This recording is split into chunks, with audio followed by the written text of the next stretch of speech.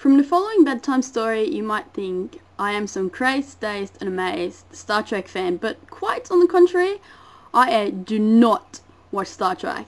I am, on the other hand, a huge Star Wars fan. This story is called a love story, and it's not based on any true events or any people I know or anything that's connected to real life at all. "I think you look delicious," she tells me before proceeding to lick my cheek. It was a rather awkwardly stupid moment that I could have easily pictured turning into something completely different, yet exciting, if my roommate hadn't walked in and asked to borrow my Star Trek collection. Collector's edition, you know the kind. She's staring at me now, stupidly awkward, and seconds feel like months. Like months where you really have to pee, but you have decided to retain all water due to the drought, whilst being really ridiculously horny at the same time. Yeah, awkward. The look she's giving me is the same look you get from a baby sheep to rip away from its mum's teat. I'm not sure whether it's cute or not, yet to decide. "I didn't know you were a Star Trek fan." Silence. More staring. More awkward. I feel there's a lot of things she doesn't know. We just met in the hallway. Her parents go to the same country club as mine. My sister's in the same stupid sorority with her. Oh, hell.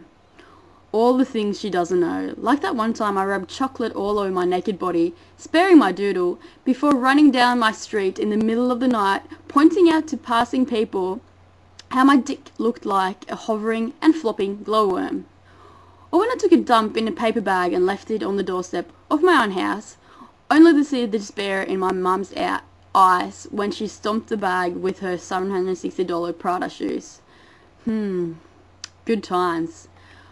When my mate dared me to shelve a whole bag of grapes, pooping them out, serving them to his little sister, telling her they were candy grapes. Oh, the excitement called my life. While pondering how I'm going to save myself in the current situation, and also thinking about how beautiful her hard nipples look in that t-shirt, Sarah suddenly reveals her most sexy feature yet. "No way! I'm a Trekkie too! OMG, Will Wheaton is God, he pones." Wait a minute, did she just say pone?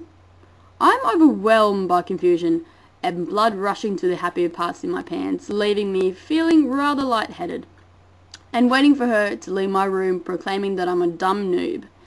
No such luck. This situation is sort of kind of in a way, but not really at all. Remind me of that time I had sex with Kayla. Sort of a short and sweet affair, leaving her with salty, with a lack of a better descriptive word for spoof, hair, and me satisfied. Too bad she was too drunk to remember. I'm sure we could have just joked about it today. That is, if she was still talking to me. It's my turn to look like a baby sheep.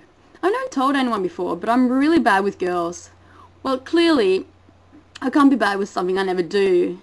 And when I say do, I refer to girls. This gets me thinking, how did Sarah even end up in my room? Oh yeah, that's right. I was running around the hallway in my towel, wearing socks for mittens, whilst talking in caps lock. Sarah was moving shit into the room next door, and I was taken aback by this new pretty face in the hall that I basically tripped over my own foot and smacked my head on the floor.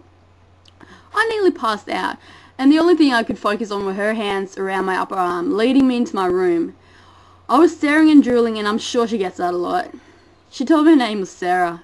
Oh, the beautiful angel Sarah, with her hard nipples busting out of that white t-shirt. If I could be any t-shirt in the world, I would be Sarah's, and she could wear me every day, and I would never ever care about cream-coloured sweat stains. I attend Star Trek conventions. Why the hell did she lick my cheek? I wear costumes. Holy shit, holy shit, holy shit, roleplay. I once met Captain Kirk. Nipples, nipples, nipples, oh shit, happy pants. She looks ashamed and awkward, and sort of the way my little sister looks when I lick her gourmet sandwich from the deli shop down the road from my house, something that brings her to tears. I'm pretty darn sure it's tea time. I'm fucking thirsty. This Trekkie girl business is making my throat crisp. Hopefully I have some biscuits and shit. Girls are into that, aren't they? Or maybe not. Maybe they worry about calories and muffin tops and guns? No, but seriously, was that your Star Trek cities? I'm sure someone could have misplaced them, or like, they might not be yours. Fuck. That's really stupid. Shit, I'm gonna go. She obviously doesn't like tea. Whilst rising from my couch, one of her boobs grazed my arm, something that makes my hairs on my back stand up erect like tin soldiers in Napoleon's army. My palms are sweaty, but I still reach out and grab a hard hand, only to find out her palm is just as sweaty as mine. I stare at her hand, then at her breasts. Then I hesitantly look up to find her staring back at me. I think your boobs look delicious, I muttered before I realised that I've actually said something that makes me freeze and go limp in now the not so happy parts of my pants.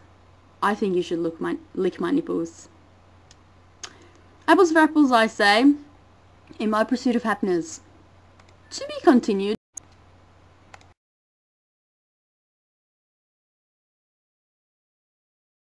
I can do anything you can do, but yeah, I can do anything you can do too. I can do anything you can do, but so much, much worse. I can do anything you can do too.